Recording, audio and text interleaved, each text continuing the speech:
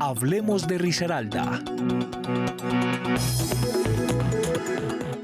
Cordial saludo, amigos de Telecafé, complacidos nuevamente como siempre de estar con ustedes en esta cita semanal de todos los jueves en Hablemos de Risaralda, originando desde esta bella zona declarada por la UNESCO como Patrimonio Cultural de la Humanidad. Estamos originando desde Pereira, puerta de entrada por vía aérea a este patrimonio cultural que les estoy comentando yo a ustedes y que pueden visitar. Está con todo para esta gran temporada de fin y nuevo año. Vengan a Pereira, vengan a Risaralda, a Caldas, a Quindío, al norte del valle, que tienen algo nuevo siempre para todos ustedes. Hoy contarles que me encuentro con un invitado que nos inspira, que nos motiva, un líder muy reconocido aquí en la capital de Risaralda y un hombre que es empresario nato, es abogado de profesión, fue gobernador del departamento de Risaralda, representante a la Cámara, líder sindical, un hombre que tiene una trayectoria que es realmente admirable. Les estoy hablando del exgobernador y empresario, el doctor Roberto Gálvez Montealegre. Doctor Gálvez, buenas tardes, hombre, bienvenido a Hablemos de Risaralda. ¿Cómo me le ha ido?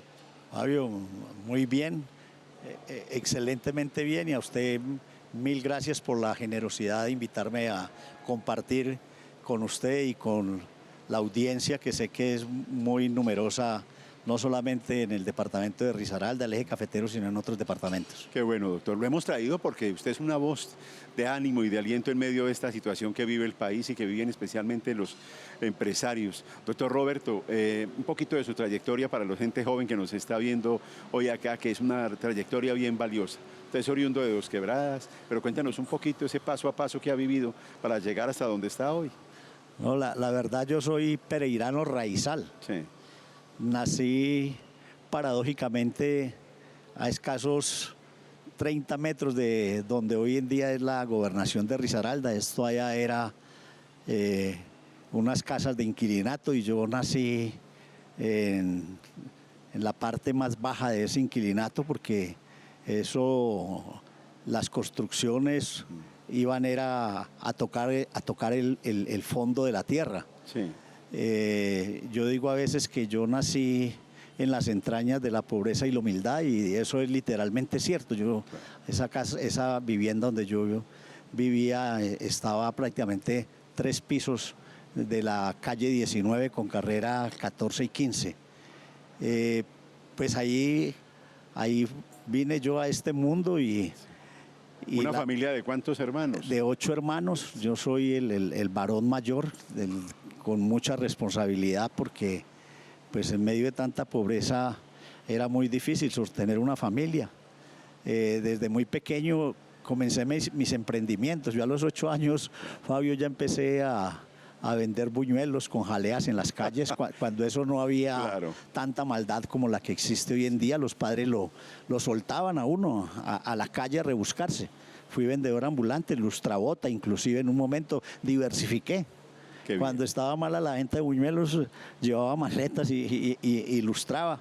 Y en estos días decía en la asamblea del departamento, en el aniversario de Risaralda, decía que pues, yo fui el niño más afortunado del mundo entero. Primero porque tuve unos padres que nos dieron y nos llenaron de la riqueza más grande que pueda existir para un ser humano.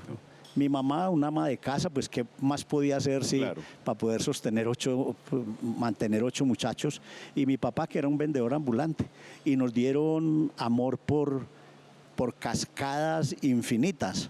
Claro. Yo creo que esa era la mayor riqueza que teníamos nosotros. En medio de la pobreza nunca tuvimos carencias, nunca sentimos odio, nunca sentimos envidia de ninguna naturaleza, vivíamos bien. Éramos tan felices que no sabía qué era la pobreza, doctor, como dice alguien por ahí. Yo creo, esa frase me parece que se adapta demasiado a lo que fue mi niñez. Y Fabio, decía yo que esa felicidad tan grande en la que vivíamos y en esa pobreza que compartía con mis hermanos, teníamos el parque para nosotros hacer ejercicio y para jugar, el parque más grande del mundo. En ese entonces se llamaban los patios de la casa. El patio de mi casa era el Parque Olaya Herrera. Imagínate, yo con 3 manzanas ahí para jugar, para divertirme. Sí. Entonces ahí yo me templé y ahí empecé a formarme. Ya siempre estudié en escuelas públicas y en colegios públicos, y trabajando, cuando ya fui mayorcito, aprendí en el técnico superior a manejar tornos, limadoras, fresadoras. Pues hice un curso en el SENA de actitud profesional de ensoldaduras. Y ahí me fui formando como mecánico y llegué a terminar mi bachillerato. Me gané una beca para ir a estudiar mecánica de aviación en Bogotá. ¿Mecánica de aviación? Mecánica de aviación. Estuve en Bogotá 6 meses, pero ese amor por la familia y especialmente por mi mamá, porque ella me decía, este mono faldetas. No me aguanté Claro, sí.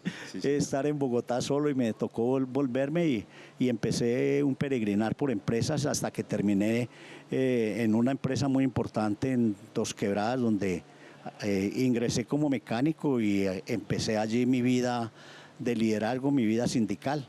¿Carrocería de Occidente, si mal no estoy? No, Comestible La Rosa. En Comestible La Rosa fui obrero 10 años. 10 años. Y ahí fui presidente del sindicato a nivel nacional.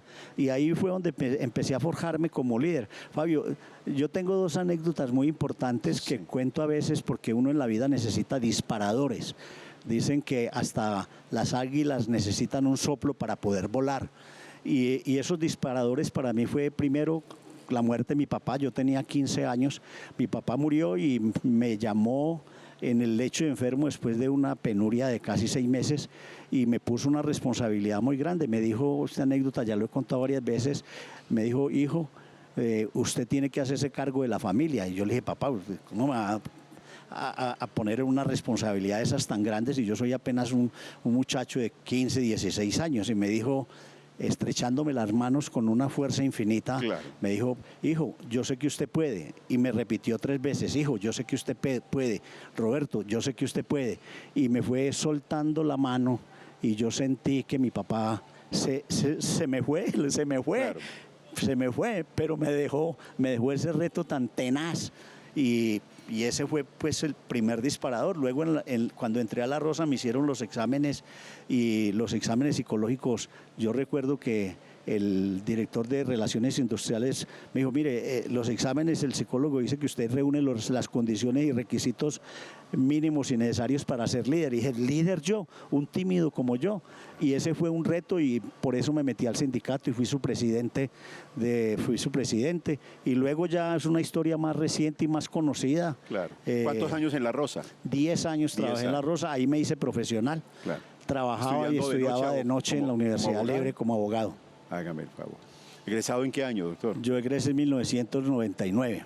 1999. Permítame, doctor Roberto, vamos a un primer corte de comerciales y ya retornamos con usted aquí en Hablemos de Risaralda. Hablemos de Risaralda.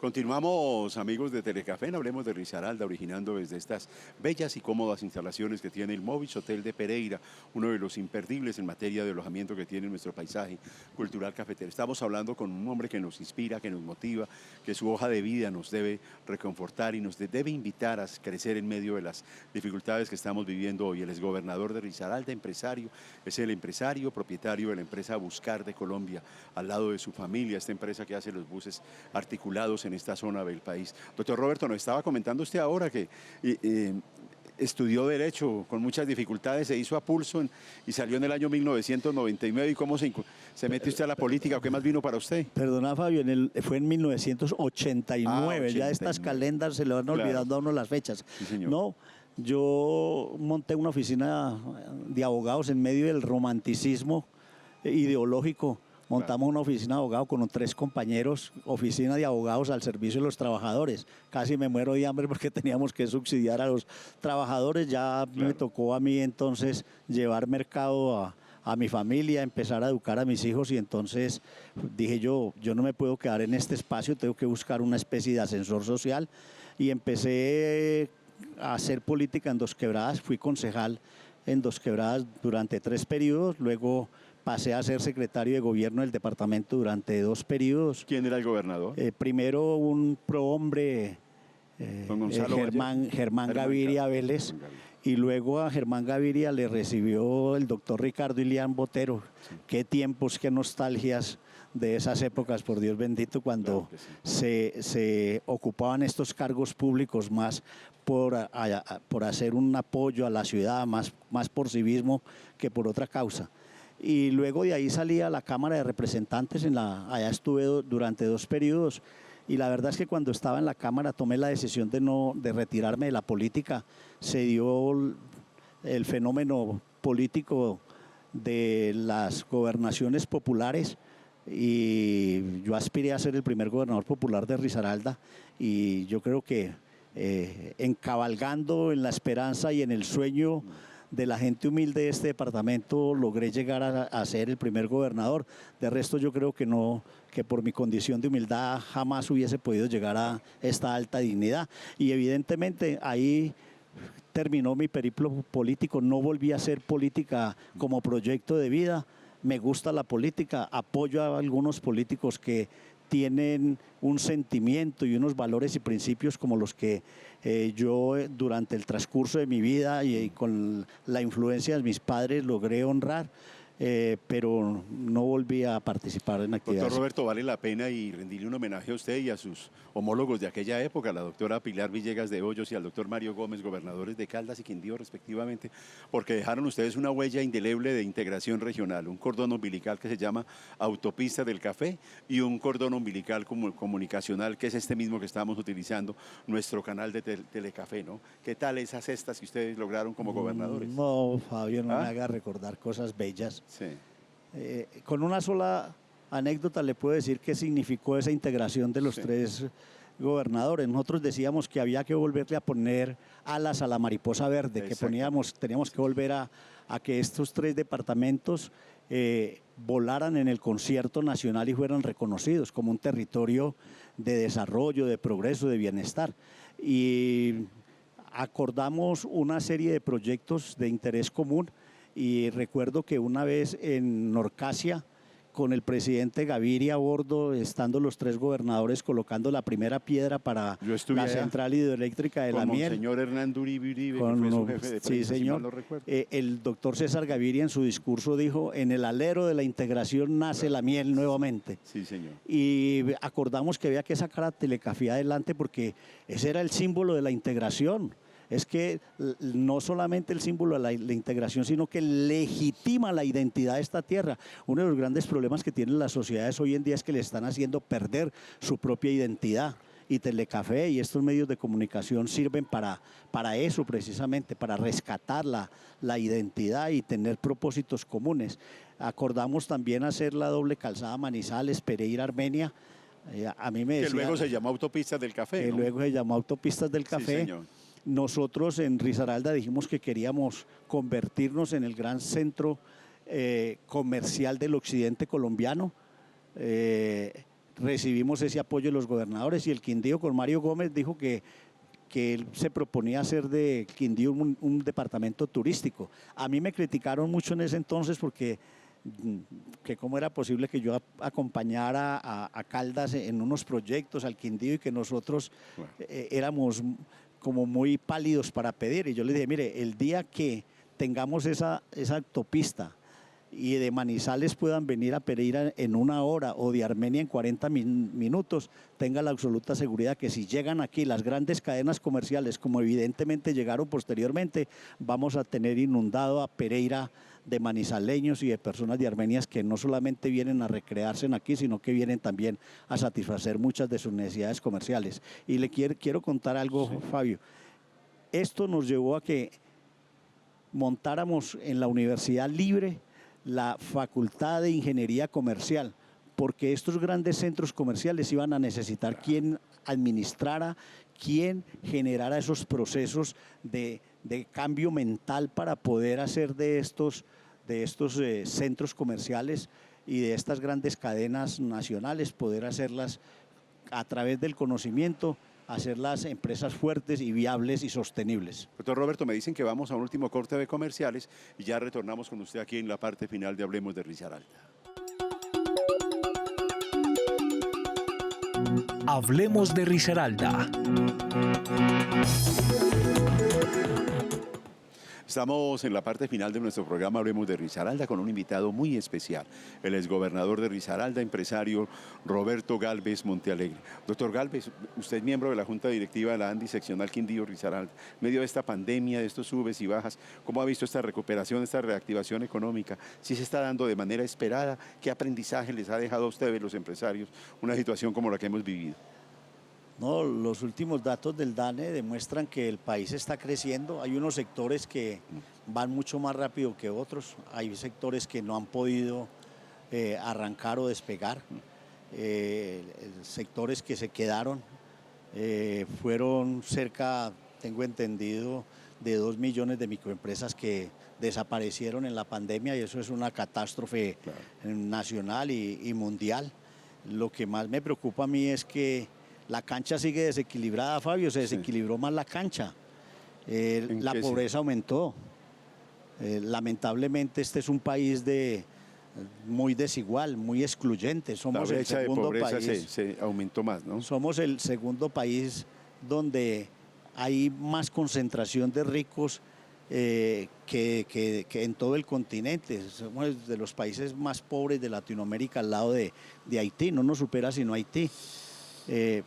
No más la semana pasada en Portafolio, el presidente de la ANDI, el presidente de la ANDI, Bruce Van Master. Sí, señor. Ni siquiera pues era la izquierda, ni siquiera era la oposición al gobierno, claro. Era Bruce Van Master, que decía que el 15% de la población colombiana escasamente recibe como contribución a sus esfuerzos 4.833 pesos diarios. Oiga, por Dios bendito, uno se pone a pensar qué hace una familia o qué hace una persona con 4.833 pesos diarios, ni siquiera para pagar el bus para salir al rebusque al centro de la ciudad y regresarse. Menos de $2, ¿no? Menos de $2. Sí. Y decía el mismo Bruce Van Master que el 43%, es decir, de cada 100 colombianos, 43 colombianos escasamente tienen ingresos de 11.000 pesos al día, o sea, 330.000, ni siquiera para pagar una casita, ni siquiera para pagar un apartamento, y mucho menos para pagar servicio, y mucho menos para poder comer. Este país está en una inequidad social que si no nos ponemos los empresarios a pensar que tenemos que hacer mucho y solamente pensar en que suene la registradora, este país se nos va a salir de las manos. Tengan la absoluta seguridad, porque la pobreza y la falta de comida va a llevar a que haya lo que ya lo vivimos nosotros hace poco y en el año 2019. La gente va a terminar en las calles, haciendo más difícil la situación de nuestro país. ¿Cuál es la receta ideal que están formulando los empresarios y lo que debe aportar el gobierno para que haya más equilibrio social, doctor? Nosotros lo que estamos buscando es generar trabajo de calidad, trabajo más formal. Es que en Pereira, por ejemplo, cerca del 50%, usted lo sabe, de los trabajos que existen son trabajos informales. Es de gente que vive en el rebusque, por Dios bendito. La mayoría de ellos no tienen seguridad social, no pueden aspirar a una jubilación. Si no están en el CISBEN, no tienen cómo ir donde un médico. Entonces, esa es la verdadera pandemia, lamentablemente. Entonces esto nos sirvió a nosotros también para empezar a rescatar lo que tiene que ver la solidaridad. Como decía el Papa Francisco, vamos en una barca y si esta barca se hunde nos vamos a hundir, es absolutamente todo. Si esta barca tiene que flotar, y los empresarios tenemos allí una responsabilidad muy grande. Hay unas tendencias muy importantes, porque lastimosamente existen también los capitalistas salvajes, quienes no tienen ningún tipo de sensibilidad. Hay empresas o sectores de la economía que no tienen alma de ninguna naturaleza, que antes aprovechan estas situaciones de crisis, pero hoy hay unas tendencias a nivel mundial, aquí en Colombia y en Pereira comienzan a perfilarse. Por ejemplo, lo del capitalismo consciente que viene predicando mucho Frisbee y otras empresas como Magnetron. Un legado que nos dejó don Alfredo Hoyos, ¿no? Sí, señor, sí. Donde hacemos un capitalismo más humano, o lo que acaba de escribir en su libro el Premio Nobel de Economía, Stiglitz. Steven, que escribió el libro El capitalismo, un capitalismo más consciente, más inclusive, Claro. más inclusivo. Entonces yo pienso que allá tenemos que ir los empresarios. El libro se llama El capitalismo progresista. Claro que sí. El capitalismo progresista hace una radiografía de lo que está pasando en el mundo y hacia dónde tenemos que virar, o si no el capitalismo está creando su propia sepultura. Su empresa Buscar, la multinacional Buscar de Colombia, ¿también ha sentido los rigores de esta pandemia? ¿Cómo se han visto ustedes? ¿Y ha privilegiado, usted ha defendido, ha blindado a sus trabajadores? No, este año para nosotros ha sido de una crisis como pocas hemos tenido. Pero vamos a salir de la crisis, porque yo digo, y a los compañeros les digo, mire, Buscar es una empresa que no se deja vencer ante la crisis. Eso antes para nosotros son oportunidades que muchas veces se nos dan, y estamos trabajando para que el año entrante sea un buen año. Eso nos obliga a ser innovadores, a ser creativos, a salirnos de esas zonas de confort en que a veces nos metemos, a diversificar, y ahí estamos trabajando. Yo creo que va a ser un bache grande en la compañía, pero vamos a salir para el año entrante. ¿Cuántos empleados máximo ha tenido la empresa, doctor? ¿Y cuántos La tiene? empresa ha tenido hasta 2.000 trabajadores directos. Sí. Este año hemos estado más o menos en 1.500, 1.600, y aspiramos para el año entrante volver a esa cifra de los 2.000 trabajadores directos, pero no solamente los trabajadores directos, Fabio. Nosotros le presentamos a Impulsa un proyecto hace como 7 años para generar encadenamiento productivo, y logramos, con una plata importante que nos dieron, desarrollar una cadena de proveedores de materias primas a Buscar, que en el eje cafetero son 29 empresas, claro, generando mucho empleo. Ahí son algunas empresas que nacieron de cero y otras que ampliaron su portafolio y hoy en día son proveedores importantes de Buscar, pero no solamente Buscar, están también exportando algunas de ellas. Doctor, finalmente, ganador usted, recientemente recibió un premio que lo llenó muchísimo, Premio Sembrador de Paz, de un importante medio de comunicación a nivel local. Definitivamente la generación de empleo es la mejor forma de sembrar paz, de empleo justo. Yo pienso que la manera de arrebatarle jóvenes, hombres y mujeres, al vicio y a la violencia y al delito es generando empleo. Yo tengo unas experiencias divinas que puedo contar en cualquier otro espacio, y claro, yo he llegado a tener 120 personas de Villa Santana trabajando en la empresa. Y muchos de ellos pandilleros. Muchos de ellos que han estado o se estuvieron sumidos en el vicio, y he tenido ahí muchachos que han estado hasta sicariando, y tengo más de 350 personas de los sectores de Puerto Caldas, Caimalito, de Estación Villegas, de todo el sector de Galicia, y ríase usted los buenos trabajadores que son ellos. La gente no necesita sino oportunidades. Qué bien. Y darle la oportunidad, la gente se reivindica y contribuye al bienestar de la sociedad y del país. Muy amable por estar aquí en Hablemos de Risaralda. Felicitaciones por todos los reconocimientos y gracias por ese aporte tan importante que usted y su familia le han hecho al desarrollo de Risaralda, de la región y del país. No, a usted, Fabio, y a darnos la oportunidad de que sobre todo la juventud sienta que es posible construir sueños. Y como digo yo, todo está aquí. Claro. Si uno lo tiene, como dice el secreto, en la mente, lo puede tener en la mano. Y lo fundamental, somos los seres humanos, somos las personas las que le ponemos techo, barreras al desarrollo y a la conquista de las metas. Felicitaciones a él, a su grupo empresarial y a ustedes, como siempre, muy amables por estar en nuestra sintonía. La próxima semana más invitados y temas de interés aquí en nuestro canal regional. Que la pasen bien. Hablemos de Risaralda.